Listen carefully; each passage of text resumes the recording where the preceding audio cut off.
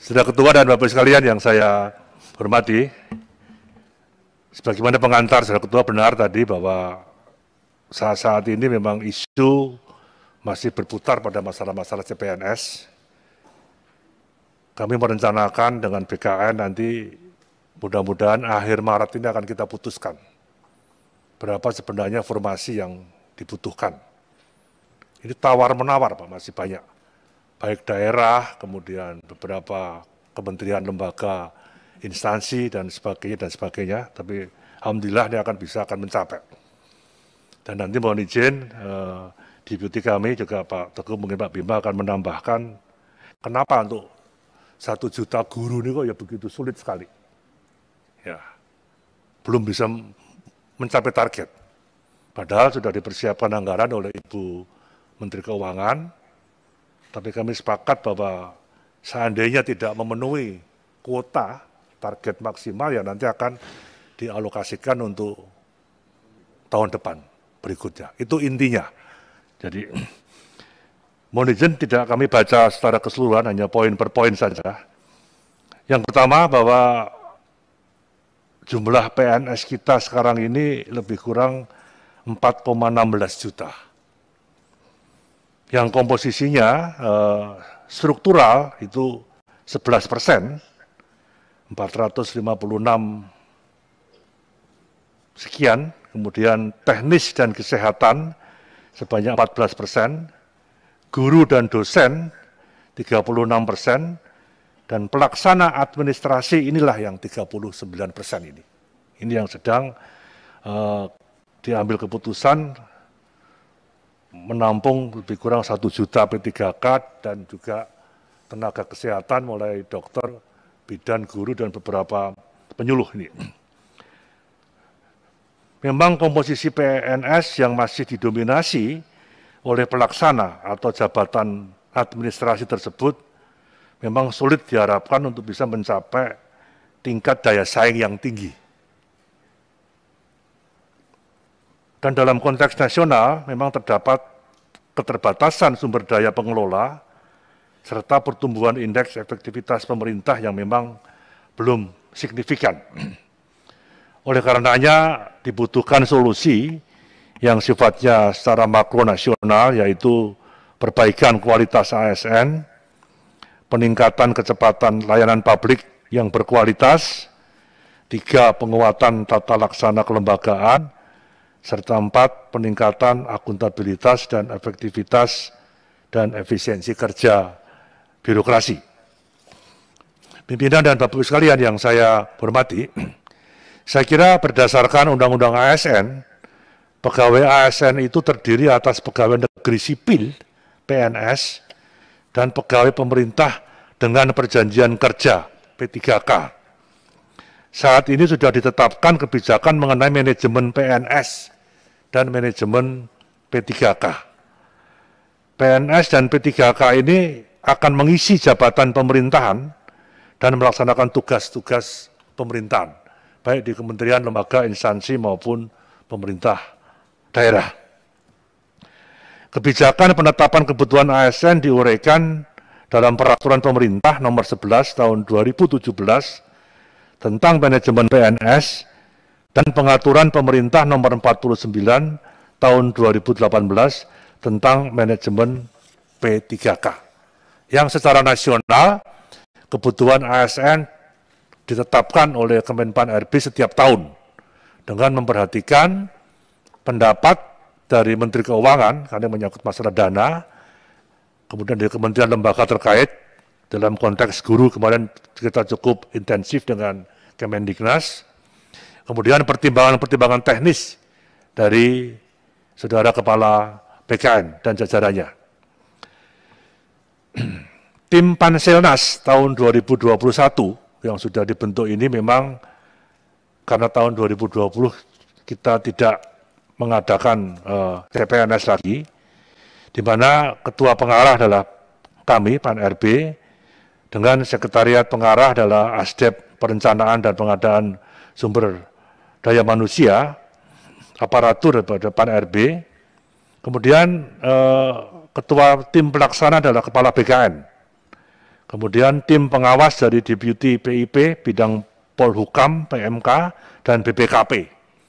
Ditambah tim audit teknologi oleh Sestama BPPT, tim pengamanan teknologi dari Deputi Proteksi BSSN, dan juga tim Quality Insurance oleh staf ahli bidang budaya kerja Kemenpan RB dan tim penyusun naskah seleksinya itu dari Kemendikbud dengan melibatkan beberapa perguruan tinggi. Hingga saat ini sebanyak 588 instansi telah mengusulkan kebutuhan dengan rincian 539 instansi yang sudah usul dengan dokumen yang lengkap.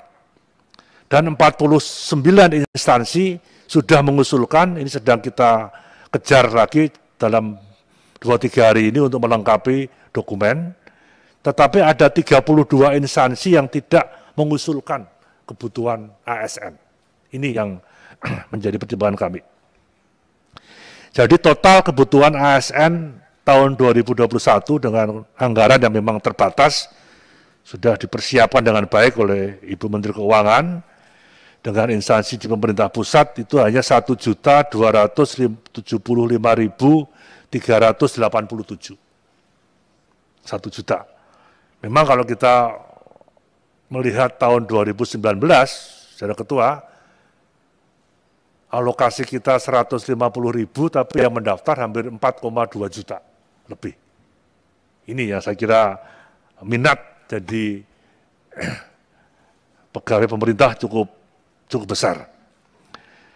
Dari total 1.275.387 tadi, untuk instansi di pemerintah pusat itu sebanyak 83.669, instansi di pemerintah daerah sebanyak 1.191.718, kemudian guru P3K sebanyak 1.002.616, P3K non-guru sebanyak 70.008, dan CPNS-nya sebanyak 119.094. Nah, sedangkan untuk jumlah rencana penetapan untuk pemerintah pusat sebanyak 69.684 dengan rincian 61.129 untuk 56 kementerian lembaga dan 8.555 untuk 8 sekolah kedinasan. Ini mulai seperti PDN, ada sekolah imigrasi, ada STIN, dan sebagainya. Untuk pemerintah daerah, sebanyak 617.867 dengan rincian guru P3K sebanyak 565.633, P3K non-guru sebanyak 21.517, dan CPNS sebanyak 84.663, dengan rincian 144.096 untuk 34 pemerintah provinsi dan 527.771 untuk 492 pemerintah kabupaten dan pemerintah kota. Saudara Ketua dan Bapak Ibu anggota Komisi 2 yang kami muliakan, dari konteks ini saya kira mungkin kemarin kami juga sudah terus berkoordinasi dengan Kementerian Agama, Kementerian Pendidikan dan Kebudayaan, Kementerian Dalam Negeri, dan BKN. Sudah kita bahas secara bersama, berdasarkan rapat Panselmas tadi, memang secara prinsip kami mengakomodasikan usulan formasi guru agama di sekolah negeri yang telah diusulkan ke Kementerian Pan-RB. Di samping itu kami juga terus menjaring karena tamu kami dari sekolah-sekolah agama itu cukup besar sekali. Sebagai contoh misalnya kemarin datang sekolah pendidikan untuk agama Katolik.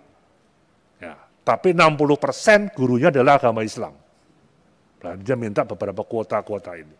Ya memang juga di samping permasalahan itu memang juga guru yang mempunyai kualifikasi di bidangnya memang sedang juga kita pertimbangkan. Kementerian Agama akan menyusun soal untuk keperluan seleksi kompetensi teknis dan modul belajar untuk kesiapan tes. Ini cukup besar sekali memang. Kemudian Kemendiknas dan Kementerian Agama akan mensinkronkan data-data peserta yang dapat mengikuti seleksi, yakni guru agama di sekolah negeri atau swasta di pemerintah daerah menjadi satu kesatuan antara Dapopodik dan Kemendiknas di sini.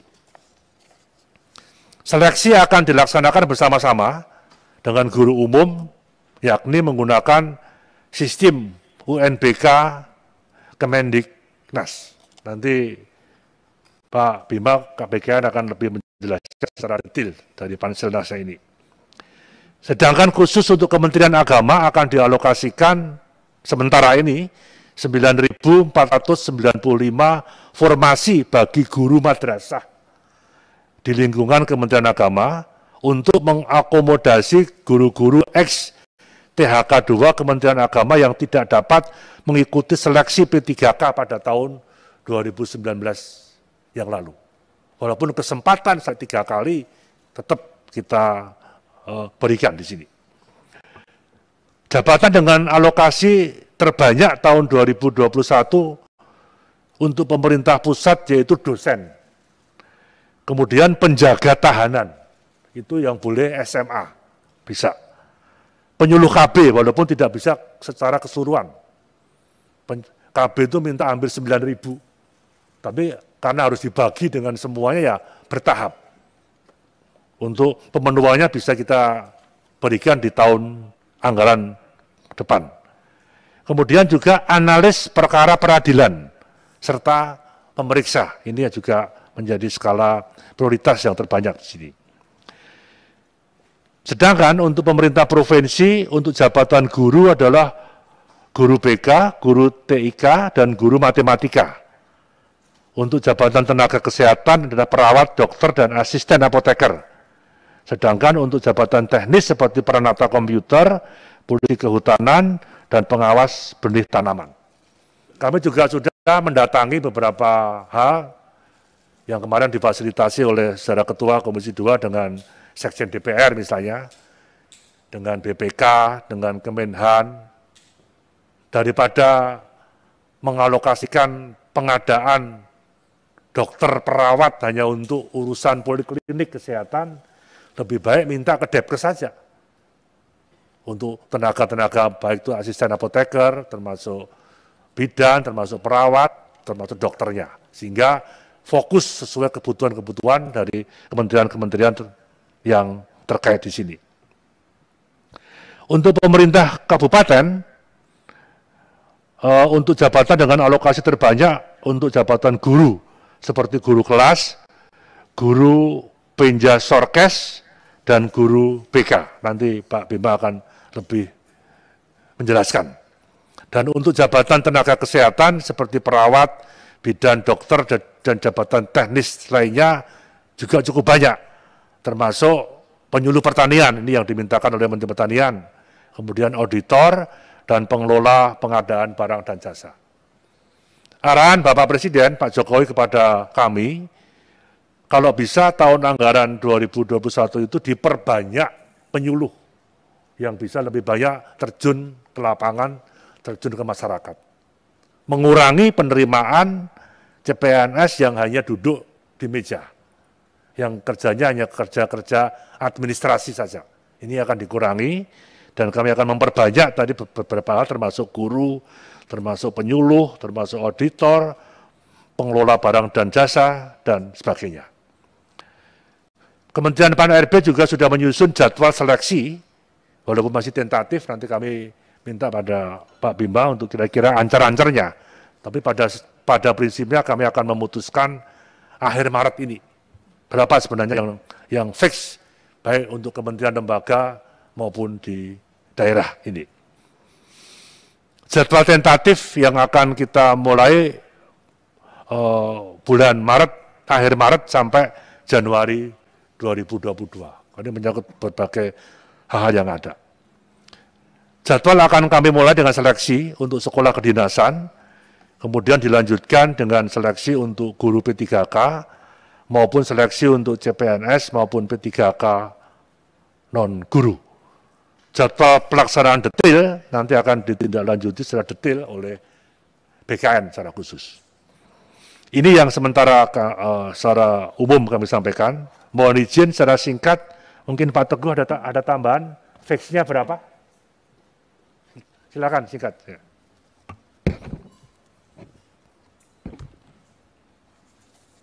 Baik Bapak.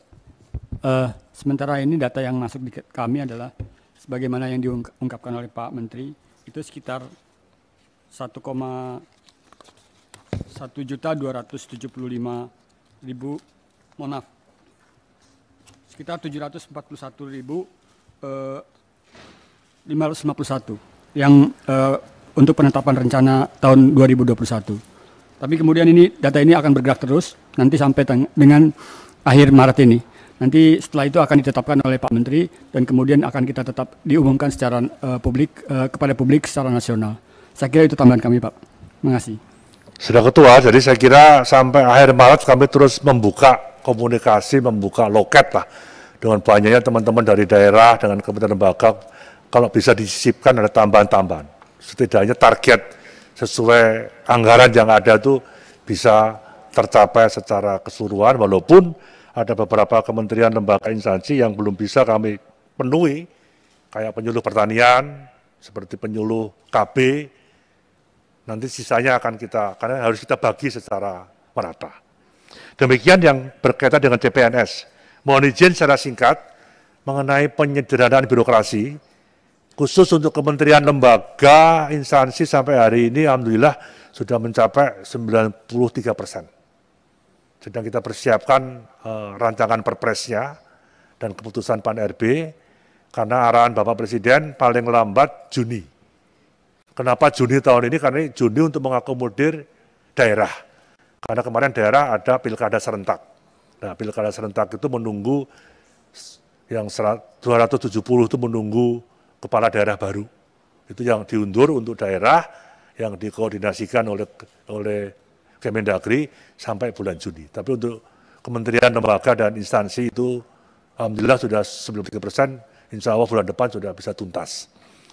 Yang kedua, kami laporkan juga karena fokus anggaran negara ini untuk infrastruktur kesehatan dan masalah bantuan sosial, maka pengajuan peningkatan tunjangan kinerja, baik kementerian, lembaga, dan daerah, sementara kita stop dulu, sebagaimana surat daripada Ibu Menteri Keuangan. Karena fokus anggaran hanya untuk infrastruktur kesehatan dan untuk bantuan sosial dan sebagainya. Jadi untuk peningkatan tunjangan kinerjanya, karena ada yang masih 50%, ada yang 60%, untuk bisa mencapai rata-rata 80 sampai 100 sih masih banyak yang tertunda dulu. Mudah-mudahan kondisi ekonomi tahun depan semakin membaik, mudah-mudahan nanti akan bisa ditingkatkan. Karena gaji pokok kan nggak mungkin naik.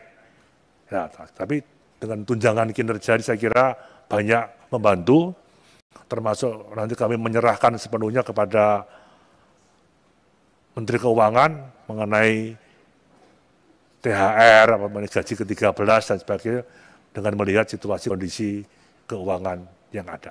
Tapi secara prinsip kami juga sudah terima kasih kepada Menteri Keuangan yang sudah mengalokasikan sehingga 1.271.000 itu sudah teranggarkan. Seandainya sampai tidak memenuhi karena baru 700 sekian ini, ya nanti sisanya akan dialokasikan untuk penerimaan tahun depan. Saya kira demikian, Saudara Ketua, Wakil Ketua, dan Bapak Ibu anggota Komisi 2 yang kami hormati, laporan singkat sebagaimana tadi pengantar Saudara Ketua untuk fokus mengenai rekrutmen CPNS. Dan juga ini menyangkut banyak isu-isu aktual yang masih berputar pada masalah CPNS. Nanti kalau BKN dan KSN akan banyak menjelaskan detail dari pengalaman yang ada dengan sistem-sistem yang ada. Dan pada forum yang terhormat ini, kami sudah menghimbau, karena setiap ada CPNS Ini yang namanya pasukan calo ini gentayangan di mana-mana. Nah, ini yang saya kira setiap tahun ini pasti ada. Ya, sebagai contoh saja, yang penerimaan 2019 itu ada yang tega bahwa sejumlah orang lebih dari 10 pakaian putih-putih lengkap mendatangi rumah saya. Ini katanya Pak Menpan mau menyerahkan SK khusus. Dan itu dikumpulkannya di hari libur ya di gedung DPR ini. Itu bisa sampai ratusan orang. Alhamdulillah orangnya sudah ditangkap. Ya, sampai bisa puluhan miliar itu dia sudah ditangkap oleh Polda Metro Jaya, sudah ketangkap di suatu jaringan ini.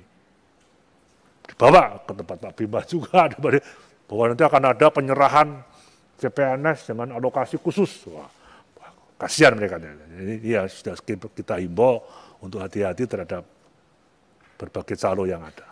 Demikian Saudara Ketua, secara singkat, secara umum kami menyampaikan. Data detailnya sudah kami sampaikan kepada yang terhormat Bapak Ibu anggota Komisi 2 untuk bisa mendalami maupun bisa sebagai bahan pegangan yang nanti bisa disampaikan di daerah konstituen masing-masing.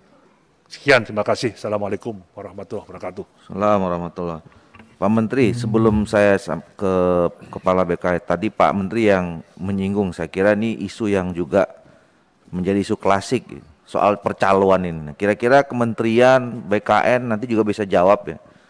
Diantisipasi, kan ini setiap tahun pasti ada gitu. Ya. Nah itu ada nggak misalnya mekanisme atau cara treatment kita untuk supaya bisa menghilangkan gitu Pak? Coba nanti Pak Bima Pak. Nah, sebenarnya kalau sistemnya sih nggak mungkin. Nggak mungkin? Nggak mungkin sebenarnya. Orang mau bayar berapapun nggak akan mungkin. Hanya kemarin kita banyak saya dengan Pak Bima sudah mengundang seluruh kepala daerah se-Papua dan Papua Barat. Itu hanya memilih urusan penduduk asli Papua.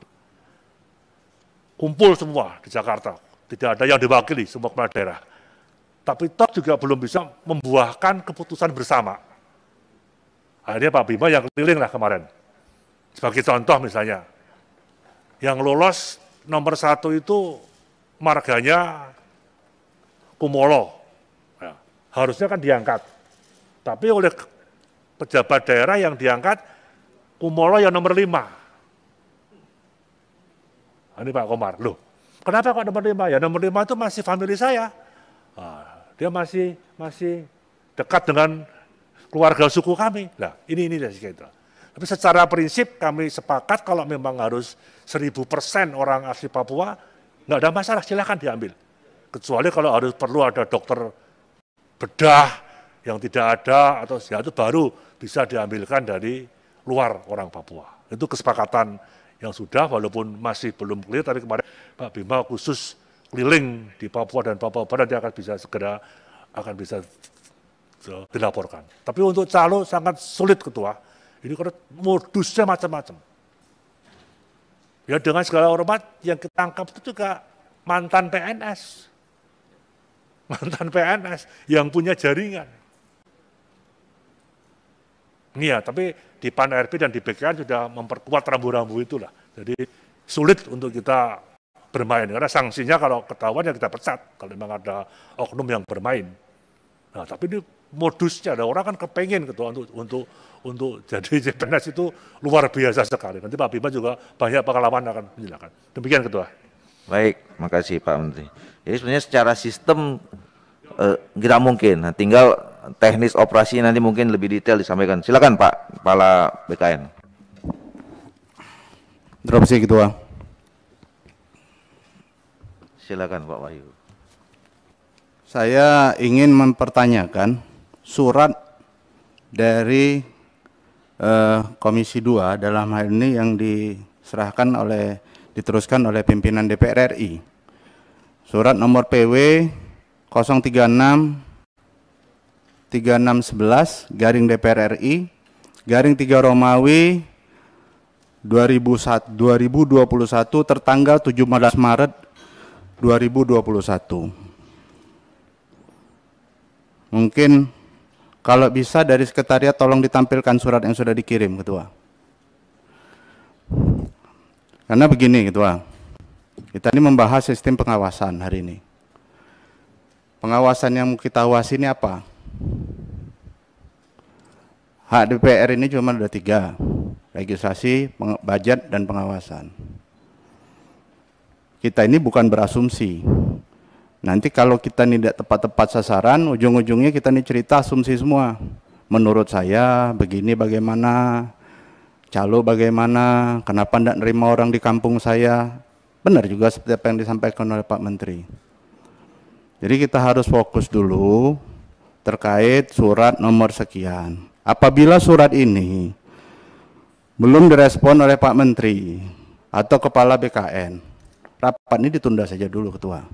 Saya makanya tolong ditampilkan saja suratnya supaya sama-sama kita bisa membacanya.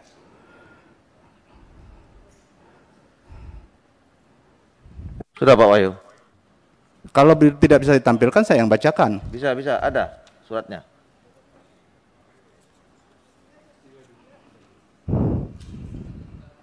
Ini masalah kepatuhan terhadap peraturan perundang-undangan, Ketua. Iya. Enggak, saya kira Pak Wahyu sampaikan aja, tidak isinya, tapi yang seperti Pak Wahyu bilang soal kewenangan kita, ya, jadi begini, Ketua, saya bacakan bahwasanya sesuai dengan undang-undang bahwasanya tanggal 15 Maret permintaan bahan laporan sesuai dengan peraturan nomor 1 Undang-Undang nomor 1 tahun 2000 peraturan nomor 1 tahun 2020 tentang tata tertib pasal 207 ayat 1 setiap anggota berhak tentang mengawasi pelaksanaan undang-undang, pelaksanaan APBN, kebijakan pemerintah.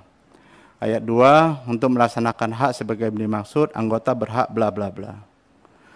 Ayat 4 disebutkan, sebagai bahan dalam melakukan fungsi pengawasan, kementerian lembaga wajib menyerahkan bahan tertulis melalui komisi terkait mengenai jenis bahan dalam waktu paling lambat 30 hari terhitung semenjak undang-undang mengenai APBN atau undang-undang mengenai perubahan atas APBN dan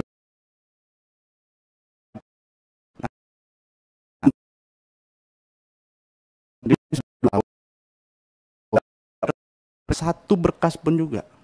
Apakah dalam hal ini dari lembaga sudah diserahkan tetapi belum diserahkan kepada atau memang belum pernah diserahkan oleh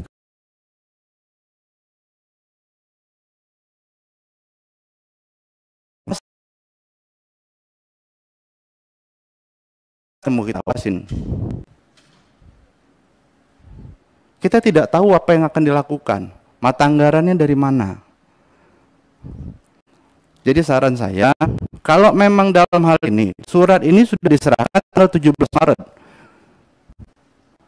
Kalau memang belum diserahkan dalam hal ini oleh Menpan RB, Ketua Komisi KSN, Kepala Badan Kepegawaian Negara, saya minta rapat ini ditunda sampai dengan mereka menyerahkan dokumen tersebut, Ketua.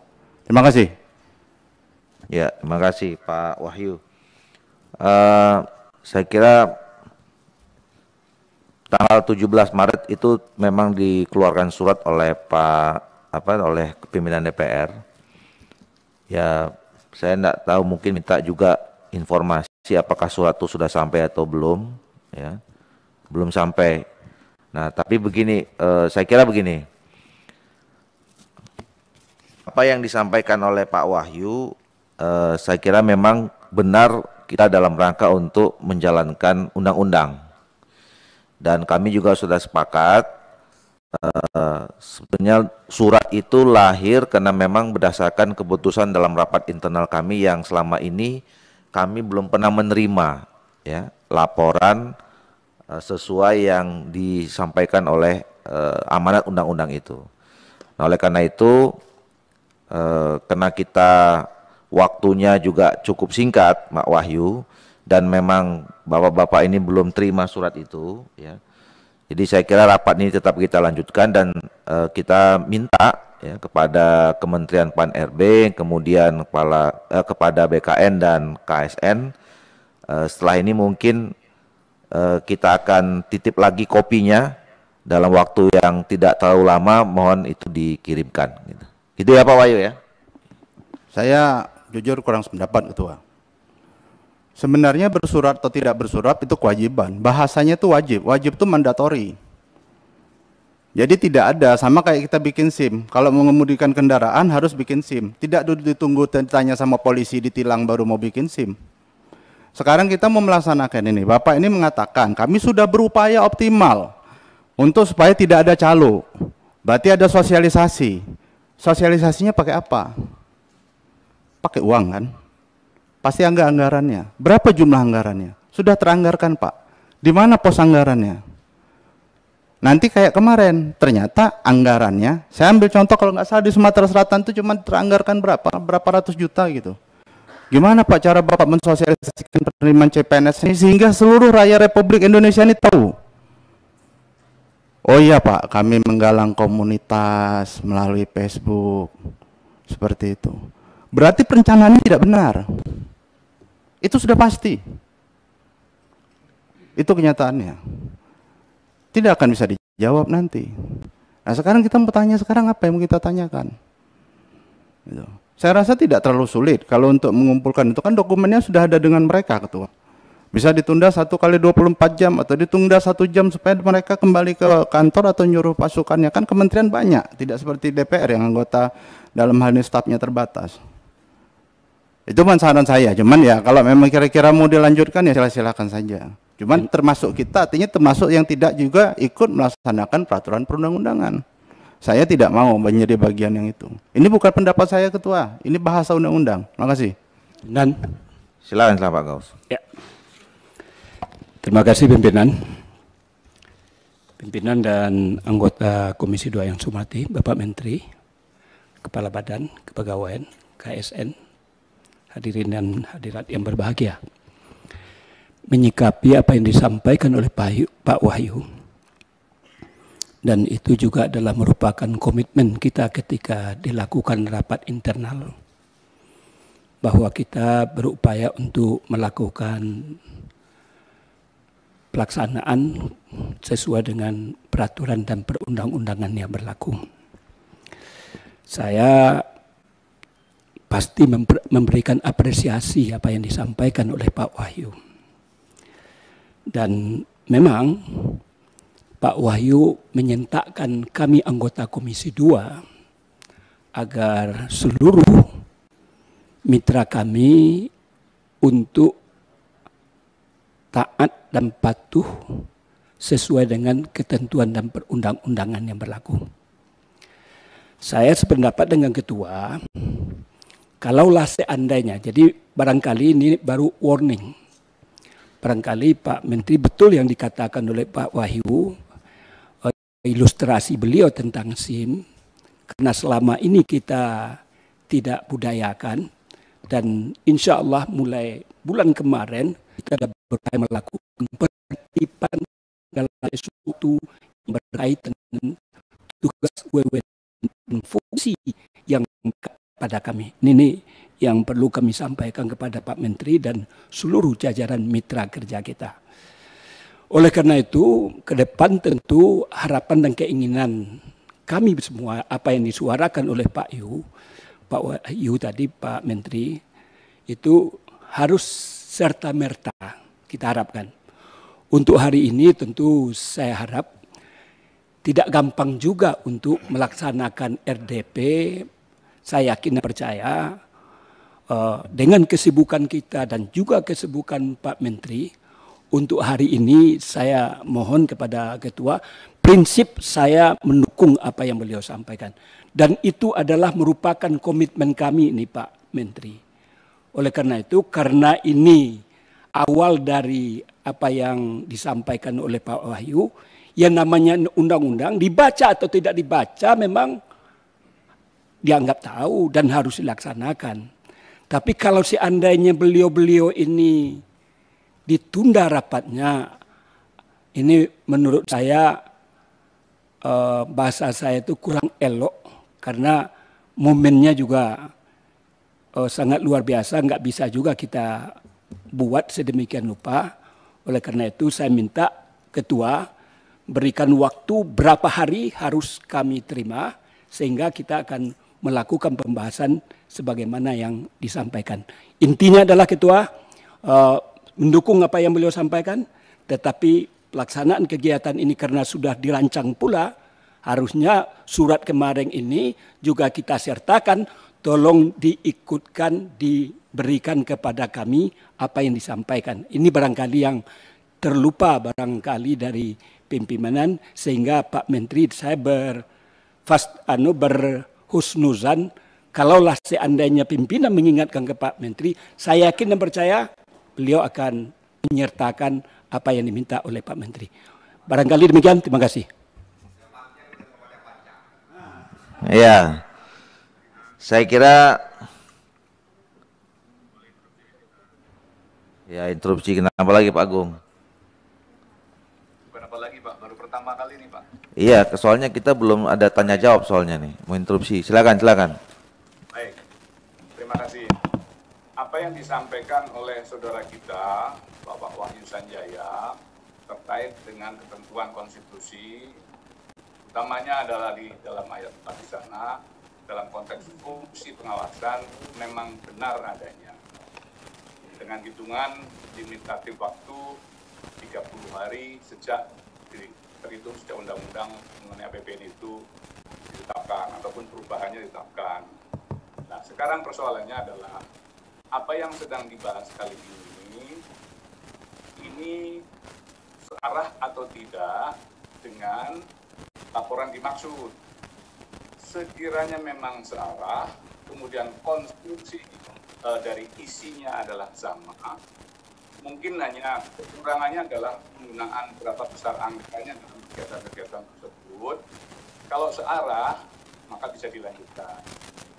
Tapi jikalau memang berbeda, kami mohon kepada pimpinan untuk mengagendakan rapat tersendiri kepada semua kementerian dan lembaga terkait penyerapan atau penggunaan anggaran APBN di 2021 ini. Paling lambat ketentuannya adalah 30 hari. Memang betul kementerian dan lembaga ini punya kewajiban secara konstitusi.